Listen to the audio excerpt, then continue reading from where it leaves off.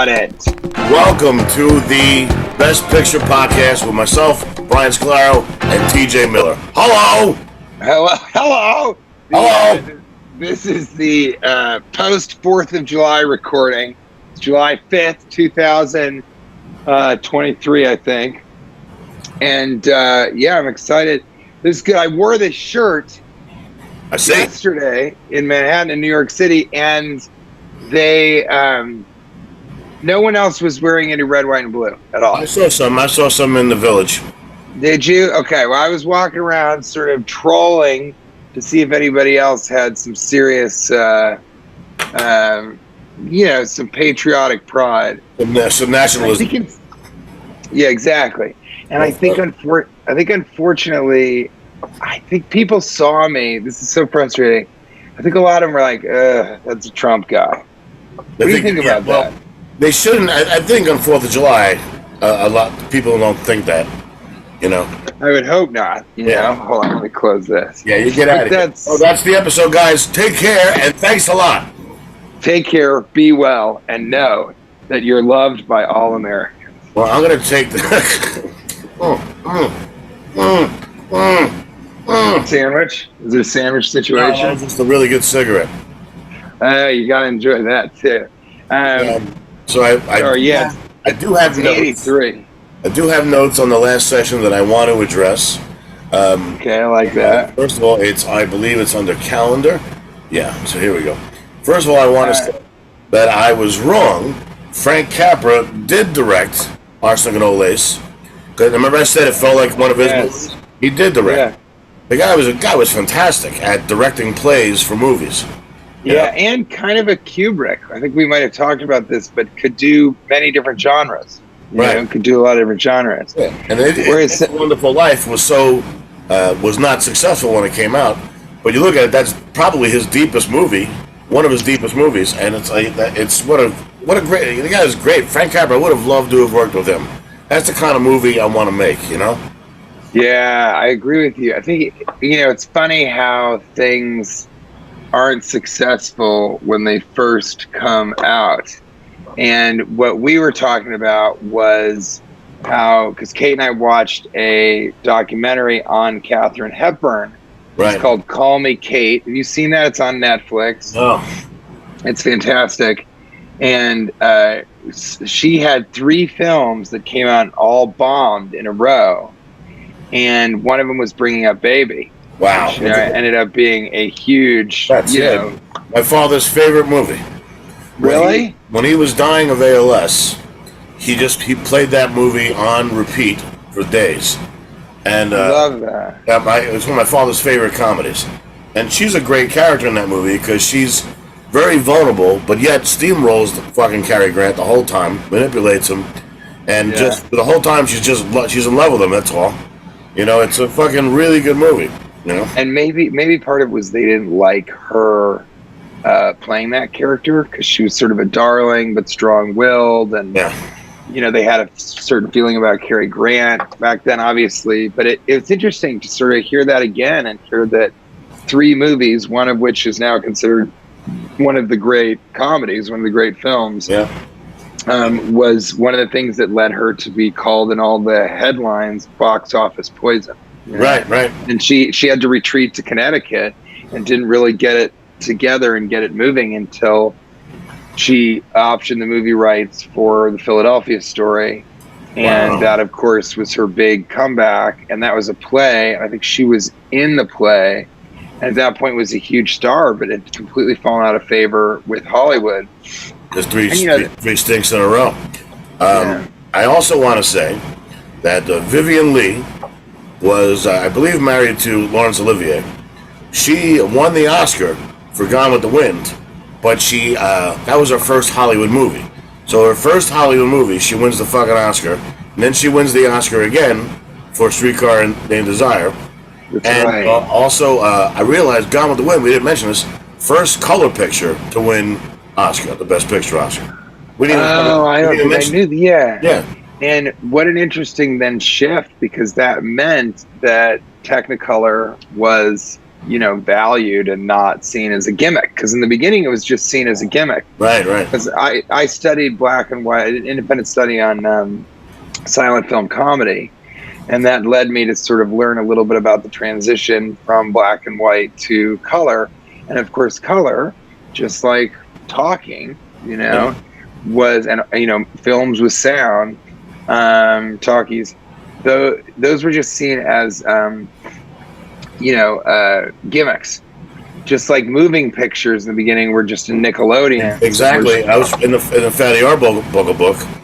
Like any actor who did film, they called them flickers, was viewed down. They looked down on them.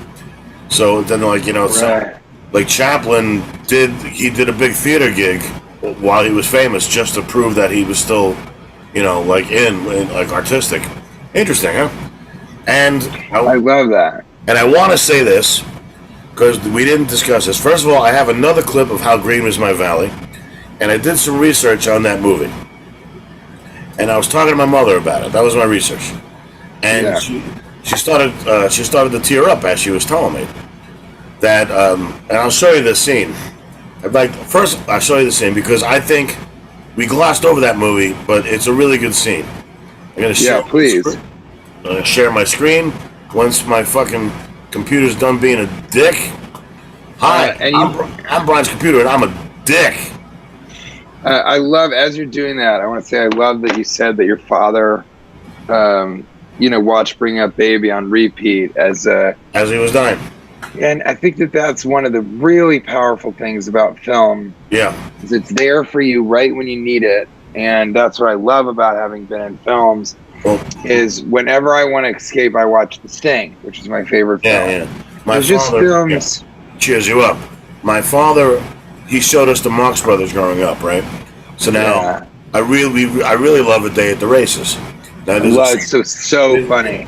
So there's a scene where Sigmund, the German guy, has a pointy beard, and Groucho's insulting him. The guy goes, and Groucho goes, and don't point that beard at me, it might go off. And it's such a stupid line. So as my father's dying, I'm on the phone with him, and he couldn't speak. He could only write. This was ALS, what Stephen Hawking had. So I said, I watched Day at the Races today, Dad, in honor of you. And my mother goes, he's writing something. It's really long. He's writing a book. What did he write? She goes, don't point that beard at me. And I started laughing. Oh my I still have the note my father wrote when he was dying.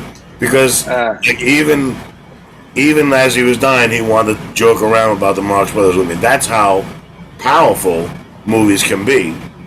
And the deep connection, connection that you can have over film. And I think my father, Day at the Races isn't his favorite of them. It wasn't our favorites. It was Night at the Opera, Duck Soup. Those are the two big ones. Yeah, those are the two. But I think my father loved Night at the Opera because it was so reminiscent of so many, like, I don't know. He loved the type of movies that it was skewering, Yeah. But that scene at Day of the Races, none of us in the family could ever stop laughing. When he's on the phone upstairs with it's a great scene. We go upstairs and he's pretending to be. Yeah, exactly. Yeah. Quiet down up there. Are you calling me? No, you sap. Yeah. But that actor doesn't get enough credit for being what's really funny about the scene. Him getting worked up and like nobody ever gives credit to the straight men, and that's something. That's something I always said. That guy was great. And I always felt like in No Country for Old Men, and we'll get to that down the line, when Javier Bardem is talking to the gas station attendant, Javier Bardem is terrifying because the gas station attendant, the actor, his name is Gene something. I looked it up. He was so good at being terrifying. He made Javier Bardem terrifying.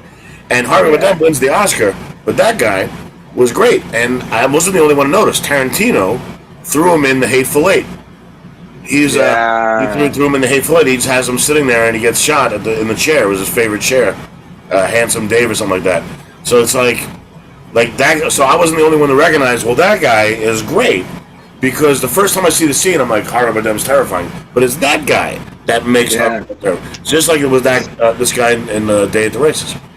And I mean, Margaret Dumas is the best. You know, we have always seen as she played the straight man, but she was the most important part. And Groucho Marx would always say that. And she didn't get a lot of the jokes. She didn't understand why it was funny.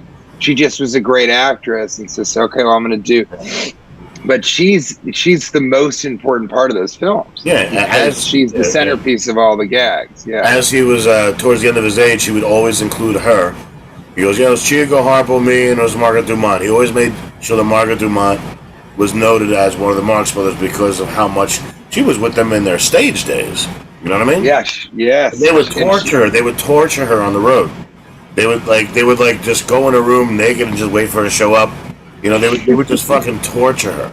You know. But anyway, I want to show you this scene because last time, I want you to notice how this is John Ford again. How Green Is My Valley. It won the Oscar, and it's so beautiful what he like. It's just it won the Oscar for 1941, and this is the. Let me share the screen. I want you to notice how beautiful his shots are. They're just absolutely gorgeous.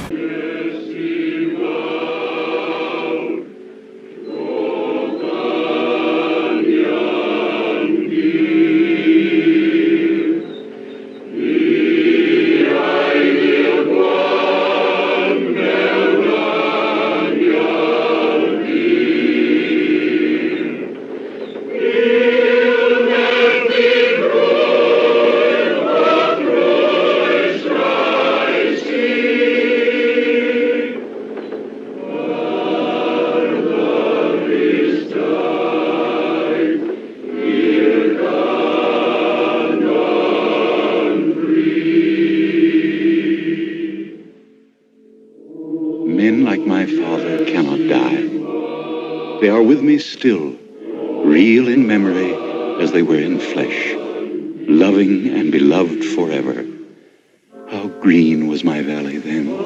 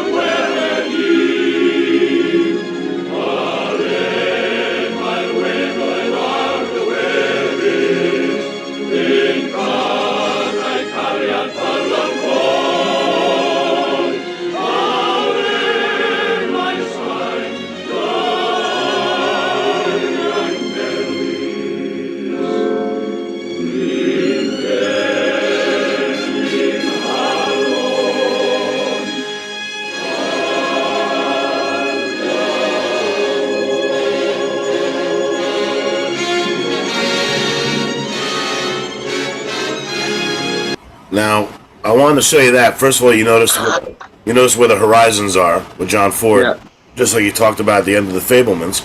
Yeah. And second of all, it's so what basically the sound was bad. Well, basically what the guy said is because his father died in a mining tragedy, and so he says people like my father, they don't die. Yeah. They're as live as they are in my heart, as much as they were in the flesh.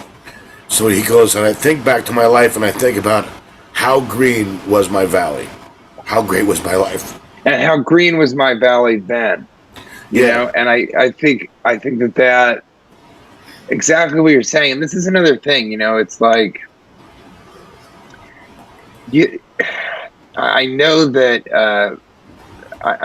theater can do this for some people, but film, we watch that and it feels so alive. It feels the characters, the beauty of it. I mean, you know, there was no CGI, obviously. So he was going to these places, he was catching the lighting like this, even though it's black and white, we can really feel how real it is. Yeah.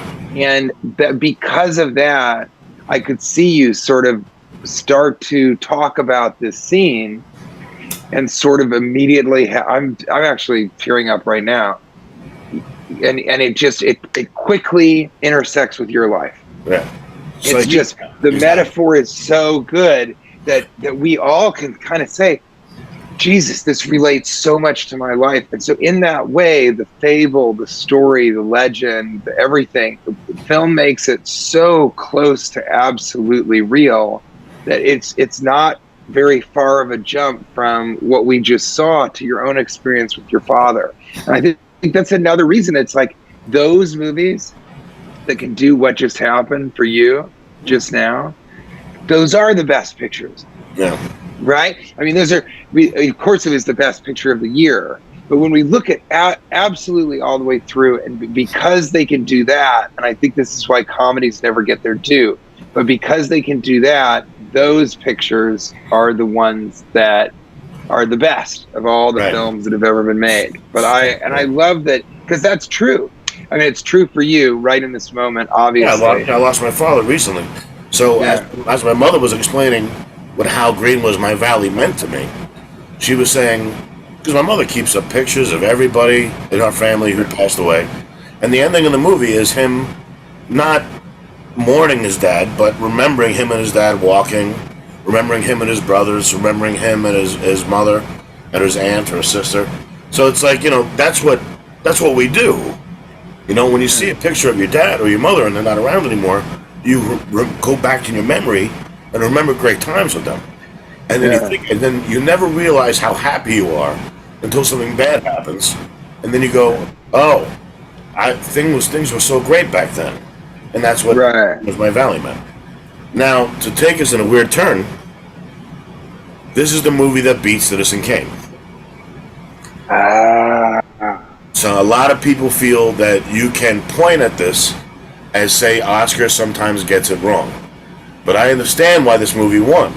But Citizen Kane is considered by many, many, to be the greatest film ever made. And it beat out Citizen Kane.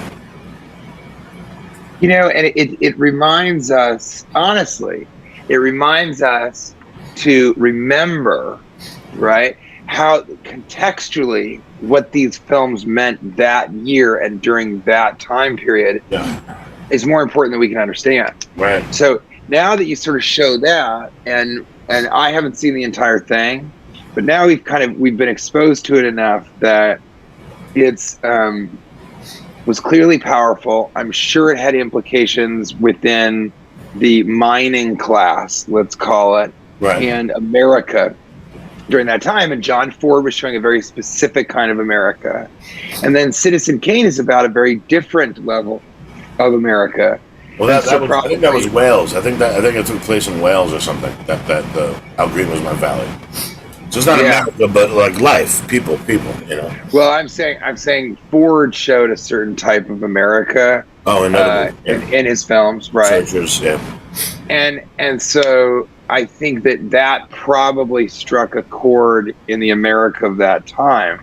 Right. That was maybe more poignant, more visceral than Citizen Kane, which was really about this kind of newspaper baron, this isolated, wealthy. And so it is interesting to me, like, isn't it interesting that critics, who are the most highfalutin, whatever, ended up saying Citizen Kane endures, because like we talked about before, like my father has been talking about Citizen Kane since I was a kid, but I'd never heard How Green Was My Valley in the sense that he never brought it up as a movie that he loved or that it was the best picture. My father as well. It's not a discussed movie. And I just love what it says. I didn't see the whole movie, but I loved what it has to say. But now, have you seen Mank on Netflix? The movie about the guy, Herman Mankiewicz, who wrote Citizen Kane. You know what? I don't think I have. Or if I did, I was very drunk. It was so good. Was it great? Yeah. Because what he does is, first of all, Gary Oldman is fantastic. And if he didn't win for Winston Churchill, he would have won for that. And even, oh my God, the Winston Churchill film is amazing. Amanda Seyfried was fantastic. Whatever her name is, Seyfried, whatever. Yeah, Seyfried. She's really good. But what they do in that movie that's very interesting, well, I'm not ruining it for you at all, is they do the same structure as Citizen Kane. Like it's a circle. So when he goes, you can't learn about a man's life in a straight line. A circle, it has to encompass the whole life. So like in Citizen Kane, when he gets bits and pieces of Randolph Hearst's story, whatever Kane's story. Like he you see his life in a whole as opposed to a straight line. So like you'll see him as a kid, you'll see him as an adult, you'll see him as a kid again, see him as a teenager. Like it's a circle. So the same thing happens in Mank. It's really worth watching, and it tells the story of why Mankiewicz wrote that movie. What Hearst did to him. Like we all know that Hearst is an asshole because what you said the last time about Fatty Arbuckle. So we all know this guy's an asshole. So what he did to Mankiewicz that made Mankiewicz write that movie? That's fucking incredible. You know what I mean? Like I want you to see it because it's really really enjoyable. That's one I might watch tonight. And you know, it's also we talked about Hearst. It's very interesting because I know I'm close with a member of the Hearst family. Who's family? And of the Hearst family. Really?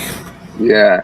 And Kate, actually, a friend of hers that passed away had a connection to that.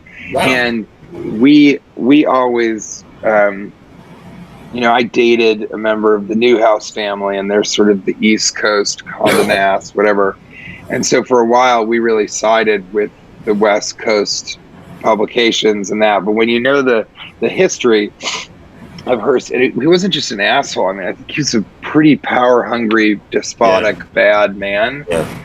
And, you know, he covered up things and murders and things like that. And so he was a truly, could have been seen. But the great thing about Citizen Kane, and I think one of the reasons that they probably love it, is it takes this incredibly powerful person who has wronged so many people, and using the power of film, it breaks down how unhappy he was, how he lost. Yeah. And I think for Americans also, they want evil to be punished, and they want underdogs to sort of overcome. Yeah, and nobody knew he was evil yet. This movie kind of exposed him. And also, exactly. And also, did you know, talking about the Marx Brothers, Harpo Marx was staying at Hearst Castle the same time as Herman Mankiewicz, the writer who wrote Citizen Kane. So they were hanging out together. And I loved Hearst Castle. I have to admit, one of the best. I've never been. One of the best. I first moved to LA, and I was unhappy in LA. I was even on a TV show, and I was unhappy. Yeah. And Dave Chappelle, back when you could talk to him when he was a normal person, I saw him at the Cellar. He goes, "What do you think of LA?" And I go, I don't like it. He goes, "That's how I felt." Because you got a girlfriend? I go, "Yeah." He goes, "Take her up the coast. Go 3.5 hours up the coast." Yeah. So went up the coast. Now there's hot air balloons, and I'm like, "What the fuck?"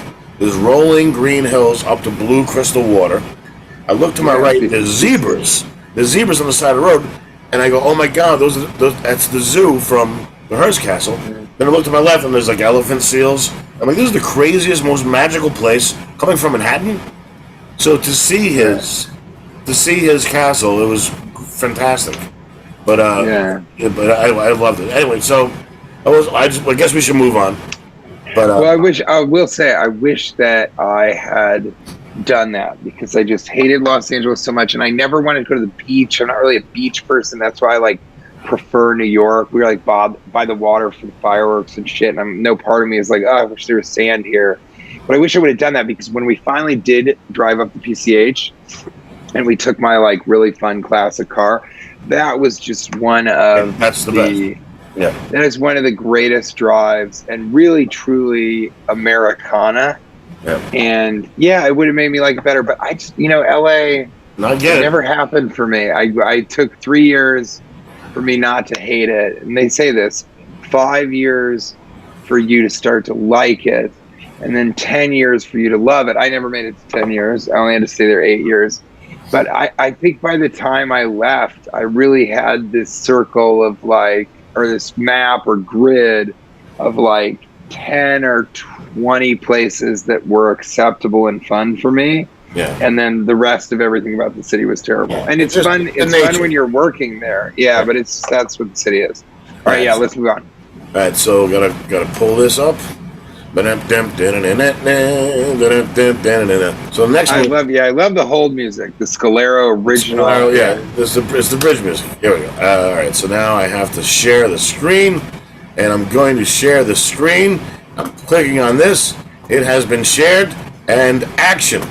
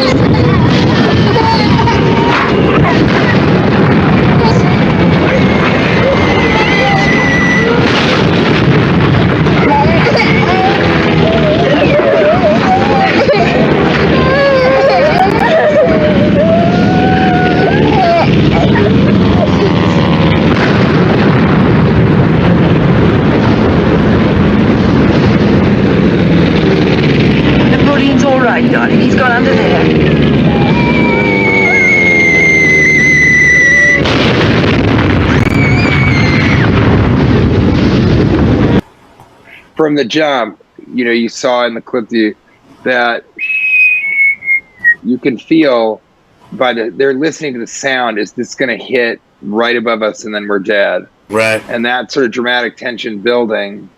And it feels very cramped the way it's shot, which is important, and cutting to the other side of the bed.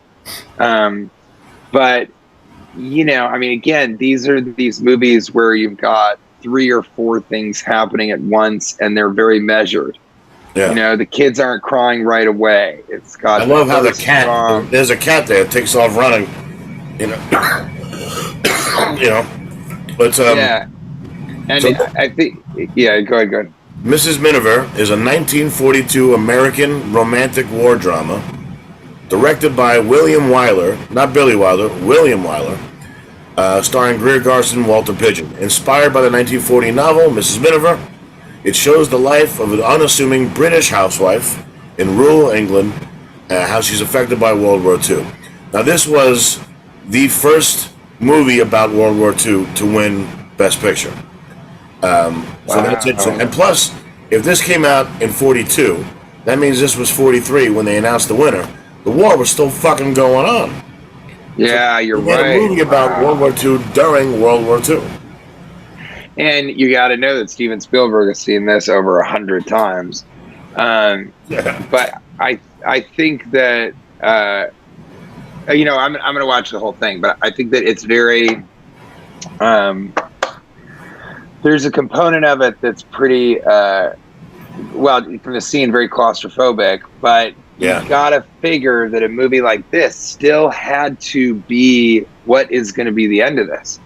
And they had to have made it. I mean, they could get stuff out more and more. What is this, 1939? What is it, 1941. Okay, 41. Yeah, I thought. So, they had to have been thinking, how is this going to end? 42. How's this going to end up? Yeah.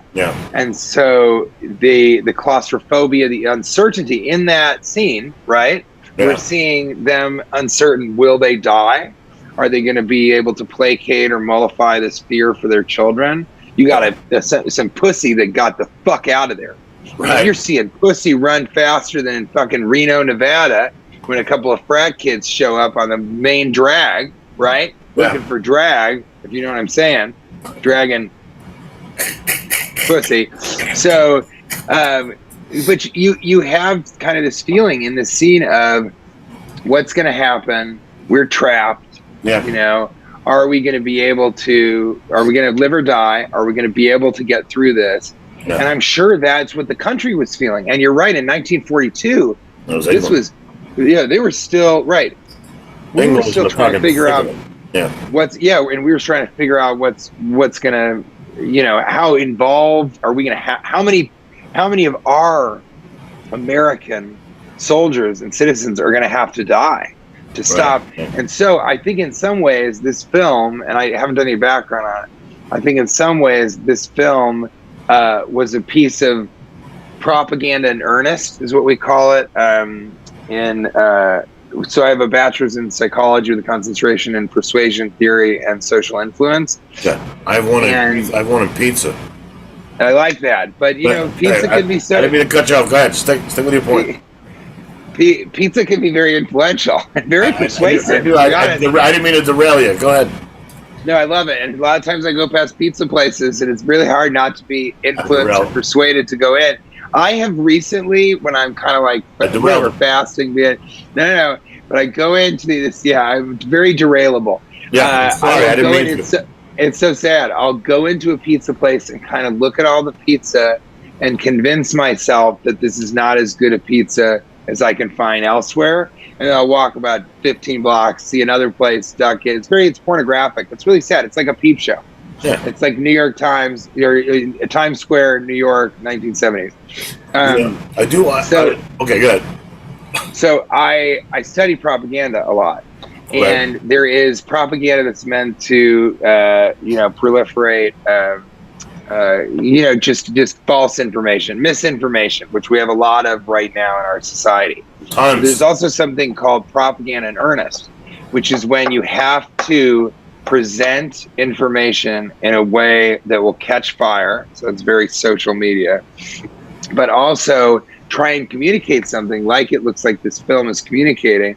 Try and communicate a reason that you should be following the social movement, a leader, a government, or whatever. So this looks to me like propaganda in earnest. They're saying this is how bad it is in England. This is how important it is that we enter this war and stay in this war until we've won, until the Germans have been defeated. And it's a very popular book as well, and it was but also very interesting. Look at the movies that it beat out. 49th Parallel, The Magnificent Ambersons, Pride of the Yankees. Wow, that's interesting. That's Talk of the Town. Talk of the Town and Yankee Doodle Dandy. It beat out like that's like every movie I just mentioned. My father had on his VHS. Really? Yeah. And like I also want to say the Maltese Falcon was in the year before, so not just Citizen Kane lost. How Green Was My Valley beat out Maltese Falcon as well. Wow, but those films don't seem like there's enough importance within them, and that's why look, you got two nominees that are have the word Yankee in them, right? But this one obviously held more weight and was more about a more serious thing. How do you give it to Yankee Doodle Dandy?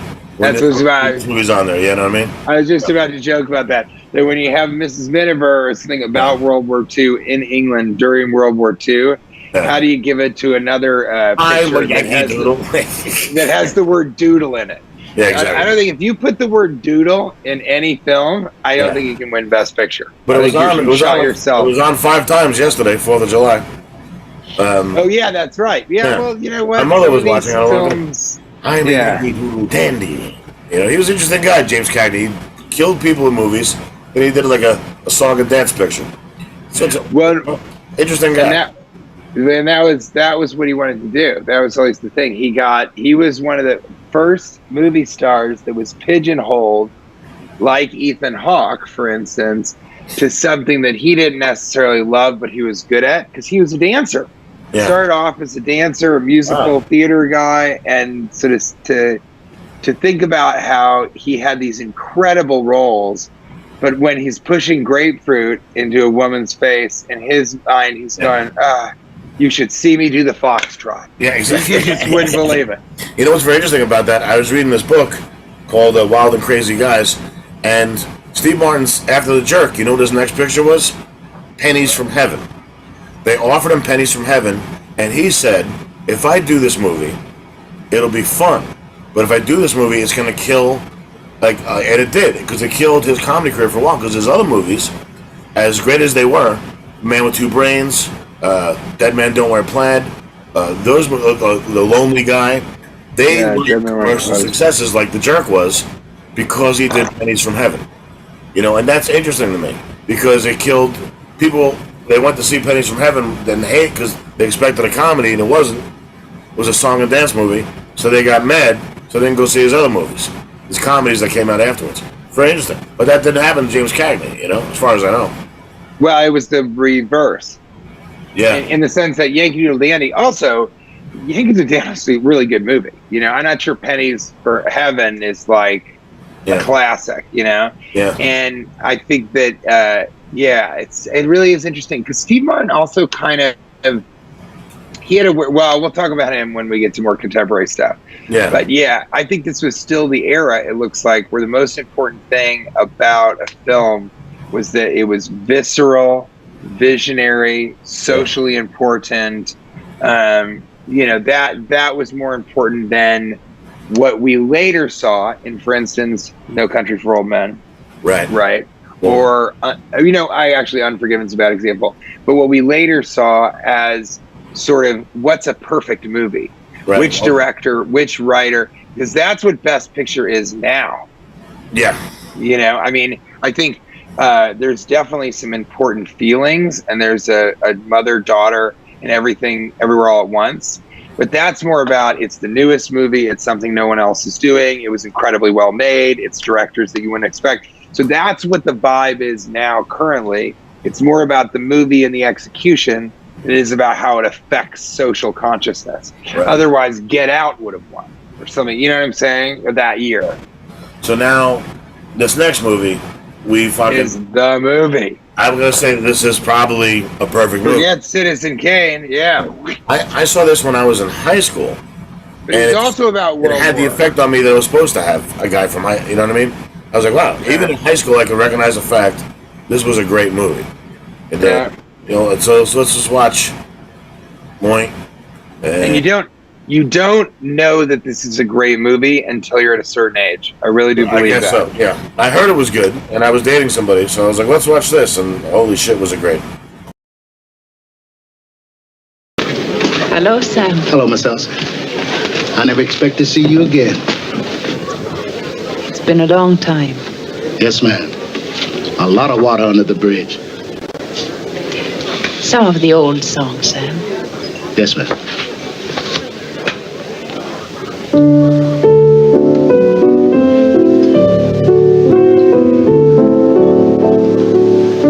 Where is Rick? I don't know. I ain't seen him all night. When will he be back? Not tonight no more. He ain't coming. He went home. Does he always leave so early? Oh, he never. Well, he's got a girl up to the Blue Parrot. He goes up there all the time. You used to be a much better liar, Sam. Leave him alone, Miss Elsa. You bad luck to him. Play it once, Sam. For all time's sake. I don't know what you mean, Miss Elsa. Play it, Sam. Play as time goes by. Oh, I can't remember it, Miss Elsa. I'm a little rusty on it. I'll hum it for you. Da-da-da-da-da-da. Da-da-da-da-da-da.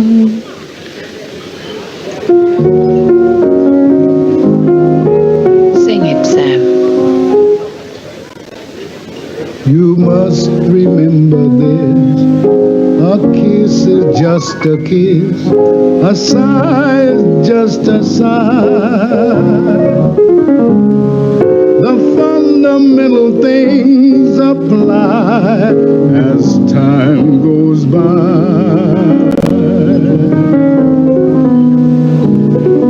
And when two lovers woo, they still say I love you. On that you can rely. No matter what the future brings as time goes by. Sam, I thought I told you never to play.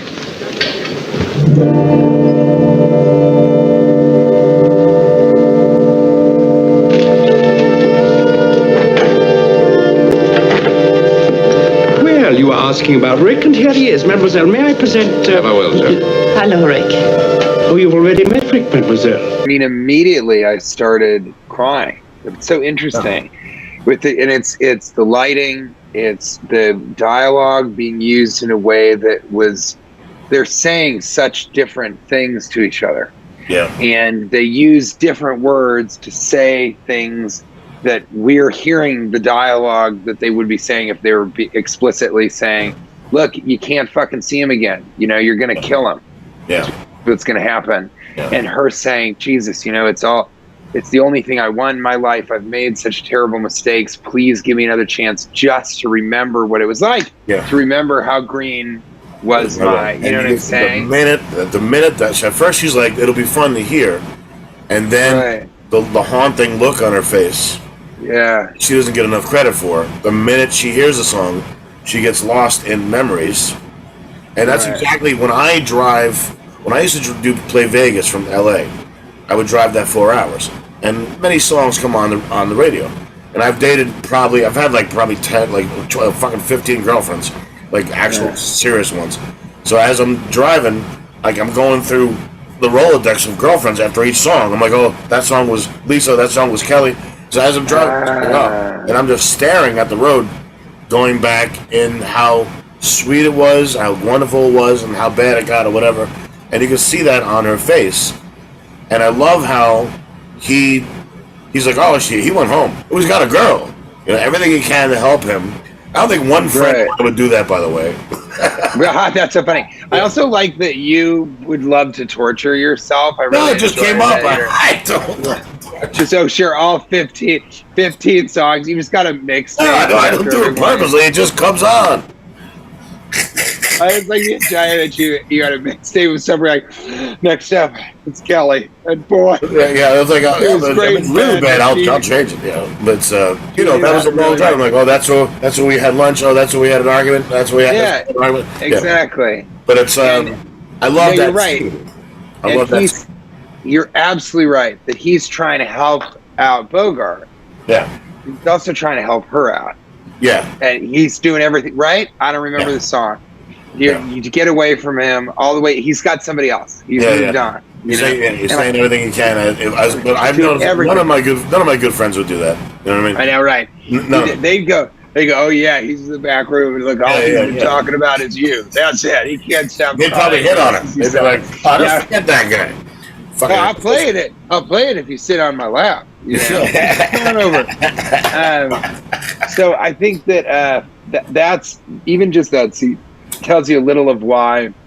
When I first saw it, I thought, well, I don't know how good, but you can't really love that film until you've loved and lost, right? It's sort of what you were just talking about.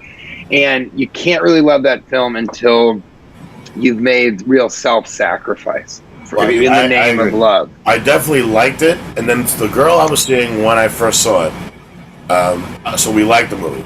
But then once she broke up with me, I loved the movie. But also, I just love that when somebody there's so many things about the movie that we all know, but when he sacrifices himself for the good of the world, the good of her, he sacrifices he goes, I'm going to be in pain for you guys. That's wonderful. I also love Claude Rains in the movie. Love him. And I also love, this is what I learned, the German guy, the bad German guy. He's the monster in the cabinet of Dr. Kilgary. That's really? Yeah. So I'm like, my father's like, oh, that's the same guy from Casablanca. I'm like, are you kidding me? He's the monster. He's so good. Yeah. Casablanca is a great movie. I'm bringing up, I want to remember, he was in a bunch of stuff, dude. Paul Hunter. And, we've talked about this, that some of these people, it's Claude Rains. And so that's, my father always brought that up. Love Claude Rains. I loved him. Claude Rains. He was the father in The Wolfman. He's been in, he was in The Invisible Man. Yeah. Mr. Smith Goes to Washington, Robin Hood, because he could play so many different parts. Yeah. I mean, that's what I think you and I can do pretty well, which is we have the range to sort of be more than just one thing. Yeah. And look, the other thing is Peter Lorre in that. Yeah, I mean, he really is, and he's in Arsenic and Old Lace. Yeah. And the Maltese Falcon, obviously, but Fritz Lang's masterpiece. I mean, it's and then he'd be in, he was the one guy. He was the Hitler Jerry Lewis thing. Hitler let him. Hitler let him go because he loved his acting. That's crazy. It's crazy. Oh, really? Oh my God. Yeah, Hitler loved his acting, so he let him go. It's insane. Would that we could all be that good? That a maniacal, evil, worse than dictator said, you were great and you'll give your 3D. So you're out of here. Get to it. So one of the stages at Warner Brothers, I'm sure you might have worked on this stage. When you first enter the Warner Brothers lot from Pass Avenue, and you pass the booth, the security booth. The one on the first studio on the left is where they shot Casablanca. I shot Night Court in there, and I shot Sullivan and Son in there. And that's where Casablanca. And there's still burn marks from where Humphrey Bogart's cigarette set fire to the studio. How cool. Really? Yeah. That's awesome. I love that. It's cool. So knowing that I recorded probably on this exact set, at least fucking 8 times, that exact set where they probably had that conversation that we just saw, I might have acted on that stage. And it's so wonderful, Eddie. It's so cool because you have such an amazing history within the context of Hollywood. In terms of you sort of know so much about the history of Hollywood. You've done such a wide breadth of things. Different things, yeah. Well, you have as well. Yeah. And so I think that history is so exciting to people. Isn't it? know about it. But, you know, I worked with so many people on these stages that just didn't really care. They don't care. And I think that they're not getting as much out of, I just don't think they're getting as much out of it. Yeah. If you're watching, listen, Dahmer, the show was good, but if you're watching other shows on Netflix and other movies that Netflix is making, and you think that's as good, and you think that's good, imagine if you pulled out a joint and sat and watched Duck Soup. Nowadays, comedies have to have 5 laughs. 5 laughs to have a movie made. Duck Soup had 5 laughs a page. Maybe more. And you know, the great comedies now, The Hangover, which was ruined by the 3rd one, Deadpool, Tropic Thunder. I love Tropic Thunder. Yeah. Tropic Thunder's great. I didn't love it when it first came out, but like, you know, you think of the big ones. I do think Bridesmaids is among those. I'm not the biggest Knocked Up fan, but people really, really liked that. You know, I think the last really great... Yeah, I couldn't even name the last great comedy. To me, Tropic Thunder was the last great comedy. No, I think Deadpool was, and the original Hangover. I think it was an action movie, but with comedy with you. Yeah, but I mean, Ryan Reynolds is really funny in that, and it was sort of a different, interesting comedy. And Hangover was sort of R-rated for a couple of weeks, but all those movies, the only reason they're the greatest comedies is because they're laughs all the way through. Yeah. You look back at Christmas Vacation, Caddyshack. Yeah. I mean, that was more the jokes per minute, the laughs, the LPMs, all that. And so I think you're right. You know, Duck Soup, one of the great, I haven't talked about this yet, but, you know, we've moved on from the 30s and 40s. One of the great experiences of my life was I rented the silent movie theater. Right. In Los Angeles. Yeah. And I invited everybody to see Duck Soup, and it was so incredible to see that on the big screen with a bunch of people. Oh my God. You know what? I'm going to do that again so that you can be in that theater with me. I got to fucking fly out there. And I mean, it's got to be amazing. At the Museum of Modern Art, I got to see A Night at the Opera on a big screen with probably, I don't know, it had to be like a 600, 700 people. It was fucking awesome to hear everybody laughing all at the same time and stuff that I used to laugh at as a kid. And Laurel and Hardy, they had a screening. You know the little museum that's across the street from the Hollywood Bowl? It's that little museum. They had a Laurel and Hardy screening. And Eddie Pence, a comedian, brought his son. So it's all old men and one little boy. And the more the little boy laughed, the more everyone else laughed. You know what I mean? Like, so the little boy loved it. How silly it was. It's great. Anyway, Casablanca. You can't get a better story. I mean, what a great story! Like that's a win that deserved to win. You know? And again, it was about, because it has laughs. You know, that was something that I doubt Mrs. Miniver had, unless it was just in very select moments. It has intrigue. Right, it's a thriller. Spy stuff. It's action, obviously, but it's about World War again. Yeah. So we're again kind of in the midst of something that they're reflecting in cinema, right. And I think this just was such a rich version of that. And you know, it's a love story in a way that very few movies have ever achieved. Right. And I gotta say, I think Citizen Kane's a great movie. But I don't enjoy watching it. I would watch Casablanca the 15th time over the second time with Citizen Kane. So that's what I'm saying. It's like, I think that this might have been the beginning, and we will only see a trend begin to emerge.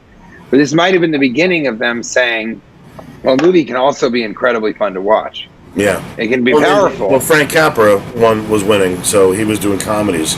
So I think they thought that. But Casablanca, what really sticks out on me is a romance where they don't end up together. And it's uplifting still. As it ends, it's not a downer, because he does it for the world, and he walks away with Claude Rains happy. Yeah, and I think it's the start of a beautiful friendship. Like, you know, it's not a downer ending, but yet he doesn't wind up with the girl. And how many romances are made where the guy doesn't end up with a girl? It's a really great movie. Fucking, it's a really great movie, and you're right about Capra, that those movies were like enjoyable to watch. But no, he didn't have sort of a sad ending that ended up. I think you're right that the ending is really what. First of all, it's so quotable. Yeah. But I mean, we got two of the greatest film quotes right in the ending. Doesn't add up to a hill of beans or whatever that was. Yeah, This is the beginning of a beautiful. Yeah. And so I think that there was something in this movie that had never been seen before, and stands the test of time for sure. Right. So I guess we should go on, huh? Unless we got something else. I think so. No, I think it's funny. It's like it almost is sort of like it almost is sort of like what else is there to say? Right. Because that's how good it was. That's how good it is. Right. Exactly. Yeah. Now here's an interesting movie that I never saw, but as I watched it, I liked it. But when I look at what it won against Double Indemnity and Gaslight, and really two other movies I've never heard of. So when you look at this year, like this movie doesn't seem like a Best Picture to me. But when I look at its competition, I go, well, I guess it was the best out of these five. But Double Indemnity is pretty fucking amazing. I haven't seen it. Anyway, I haven't seen this. Oh god, it's so incredible.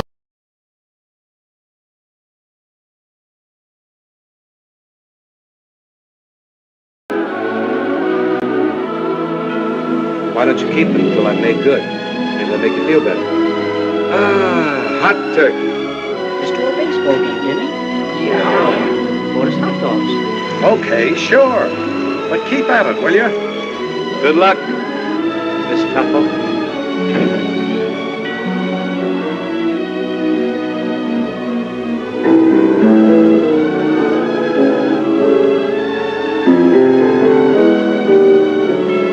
How would you like to swing on a star? Carry moonbeams home in a jar?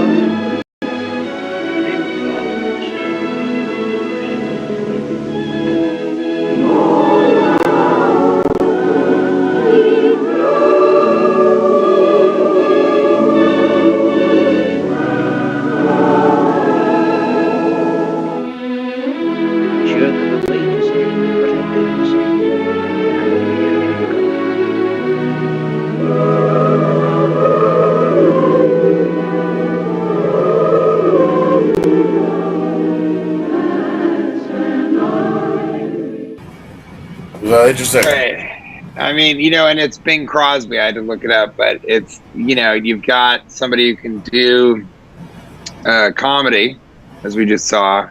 Yeah. It was kind of a crooner, so that's why I don't know if there's any musicality to this. Oh my god! Yeah, there is music in it, and by the way, it's directed by the guy who directed Duck Soup, Leo McCarey. Yeah, really? Yeah. Wow. Who was a big fucking deal back then. 1944 American musical comedy drama, directed by Leo McCarey, starring Bing Crosby, Barry Fitzgerald. Story by McCarey. He came up with the story. The film's about a new young priest taking over a parish from an established old veteran. Crosby sings 5 songs. Going My Way was followed the next year by a sequel, The Bells of St. Mary's. It was the highest grossing picture of 1944 and was nominated for 10 Academy Awards, including Best Picture. Wow. Yeah. And The Bells of St. Mary didn't win the next year, but that came out in 1945. Yeah, and it's weird that they made it so fast. Well, if it was so high grossing, and this might have been the beginning of kind of fucking turn out a sequel. Yeah, made some money. Let's get a sequel to it right away. And of course, that is everything now. Right. That's kind of that's the way our world goes. I don't know much about it, but I love, the more I watch Bing Crosby, like, even that stupid movie, Robin and the Seven Hoods, he's great in it. Really? He's always, it's a horrible movie with Frank Sinatra and Sammy Davis Jr. There's a clip of it on Instagram now. Demon, Rome, is something, and it's, and Bing Crosby's in it. And Bing Crosby's always good. He's always good, He's a likable guy. He's solid. He's a likable guy, and I find him to be, not a lot, but just have a sort of an air of smarminess. that I don't really love.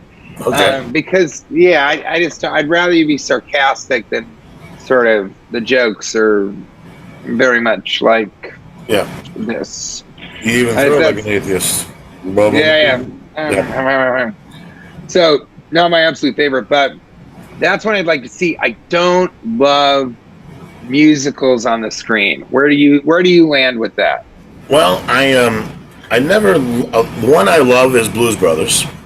Only because, that would be, and that's in our perfect, comedies thing. I would consider that a comedy. But I also enjoyed La La Land.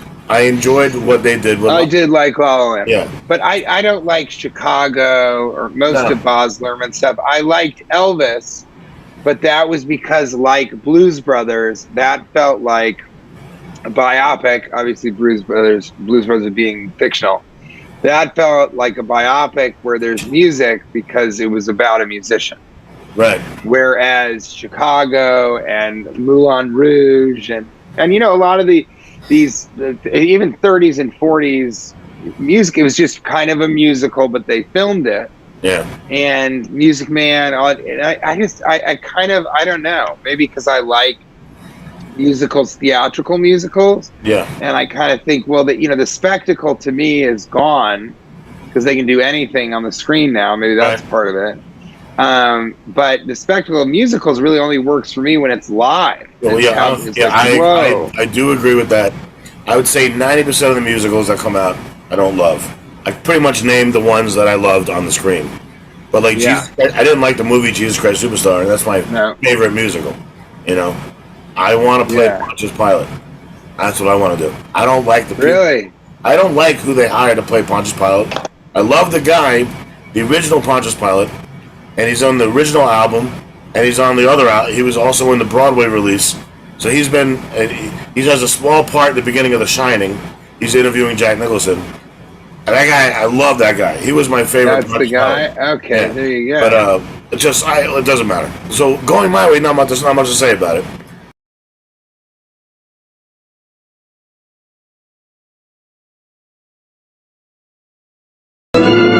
Billy Wilder's classic, The Lost Weekend, starring Ray Milland as a struggling writer unhappy with the reality of his life, yet unable to stop drinking to escape it. What's this? It's whiskey, isn't it? How'd it get there? I don't know. I suppose it dropped from some cloud or someone was bouncing it against this wall and it got stuck there. What you don't understand, all of you, is that I've got to know what's around, that I can have it if I need it. I can't be cut off completely. He wants to be alone with that bottle of his. It's all he gives a hang about. He's a sick person. I assure you, I'm not a thief. I'm not a thief. Should have seen her come in here last night looking for you. Her eyes all rainy and the mascara all washed away. Give me a drink. That's an awful high-class young lady. Tell her something. Tell her I'm sick. Tell her I'm dead. For 3 years, they couldn't talk me out of you. I was the only one that really understood you. I knew there was a core of something. Well, there is a core, and now I know what it is. A sponge. And to soak it full, you'll do anything that's ruthless, selfish, dishonest. I asked you not to make a scene. What hospital is this? Alcoholic ward. Come on, I need that liquor. I want it and I'm going to get it, understand? I'm going to walk out of here with that quart of rye. One way or another. We're both trying. You're trying not to drink, and I'm trying not to love you. Winner of 4 Academy Awards, Best Picture, Best Actor, Best Director, and Screenplay, The Lost Weekend. Now, was that based on my life? Sorry. Was that based on a book? Let's find out together. Now, we'll say The Lost Weekend is a 1945 American film directed by Billy Wilder. First of all, this is Billy Wilder's first Oscar win, and he comes in to play a lot. It was based on Charles Jackson's 1944 novel of the same name about an alcoholic writer. The film was nominated for 7 Academy Awards. Best Picture, Best Director, Best Actor, Best Screenplay.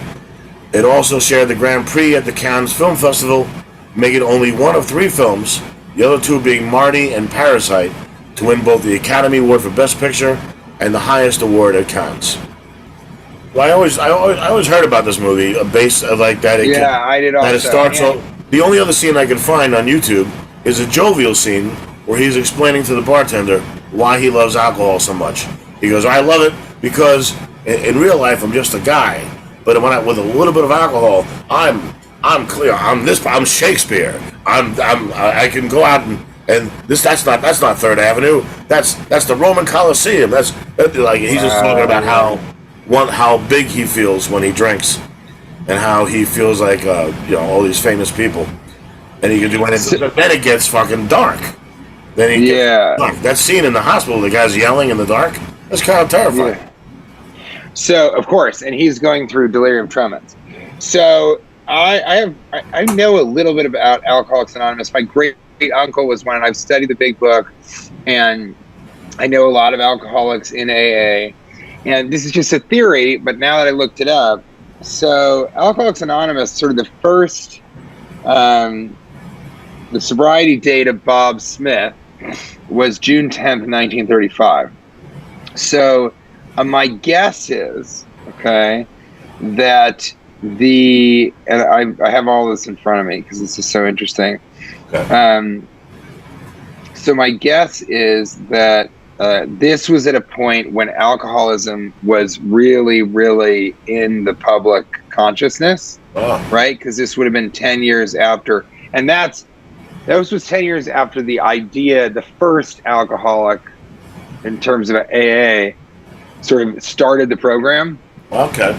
Was kind of pretty present in the national consciousness. So it's really interesting. And then again, this is Billy Wilder, who you and I haven't talked about very much. Yeah, well, you love Double Indemnity, and that was the year before. That was his first renowned piece of work. Billy Wilder did Double Indemnity. But he's another sort of almost auteur. He was writing these films or having a hand in writing them, co-writing them, or ghostwriting them. And he's another guy who could do any genre, which I thought was fascinating. Yeah. I saw a documentary on him. I don't know if you've seen it. I'm not sure the name of it. But it is about how he would write these movies. He'd be writing scenes but the apartment, he later went. I mean, he has this body of work that is so diverse. And if you even watch this, I mean, is there a more dramatic, oh my God, we almost make fun of movies that have this type of acting. But as you can see, this style of acting works in this film, and we just saw the trailer. Well, when he gets, I'm going to take that bottle one way or another. That's like modern acting. When he gets fucking serious, I want to see this movie, but I also know, they didn't do no other movie won about this until Leaving Las Vegas with Nicolas Cage. That's something that deep and serious, but a lot of people feel this is Billy Wilder's best work, and they say it still holds up to this day. That when you watch it, it's what I was never an alcoholic, but I had other issues, and it gets pretty dark, but never that bad. I never was that far gone. Luckily, I had a million other problems. Generally masturbating, spaghetti, and bipolar. Yeah. I love it. Well, the biggest problem was masturbating with spaghetti in front of bipolar women. That was kind of when you said, I need to get help. Yeah. I think one of the main purposes of movies like this is you watch Last Weekend or Leaving Las Vegas, and drunks are like, well, I don't need to worry. I'm doing just fine. I'm actually excelling in this field. Yeah. Because but I think what's interesting about this is you see the depravity of someone with an addiction that has not only taken over their life, but they have submitted to, and they sort of are venerating, worshiping. And that is it does a lot of things, including what I said about making people feel better about themselves in a very Schadenfreude way. But it does this interesting thing where it gives them this, take note of these people's humanity. Yeah. It's a very interesting movie. I've never seen it. I'd like to see it. I heard good things. It just was never. It just never came up on my father's viewing. You know what I mean? I think. Yeah, and my father, who drank a lot. My father, felt like in my household, it was a movie that he watched once. Yeah. And it's like leaving Las Vegas. You don't want to watch it a second time, even though I have. You don't. There are certain movies you just don't need to see a second time. Requiem for a Dream. I absolutely. There are some movies that you just can't watch a second. But you're just not supposed to. Yeah, we have. But we have so many movies to go. We're only at 45. We got to go to 1955, 1965, 75, 85, 95, 05, 2015. But we have 80. We have 8 decades to go. We barely. We started at 1928 or 19. It's the best. Yeah, we're moving at a snail's pace, but it's fun. No, it's really fun, and it's going to be something that's forever. It's really cool. Exactly. Well, you have a good day, man. It's good seeing you. You too. Take it easy, man. I'll see you soon. See you next Wednesday. Bye. Merry Christmas. Merry Christmas. Thank you.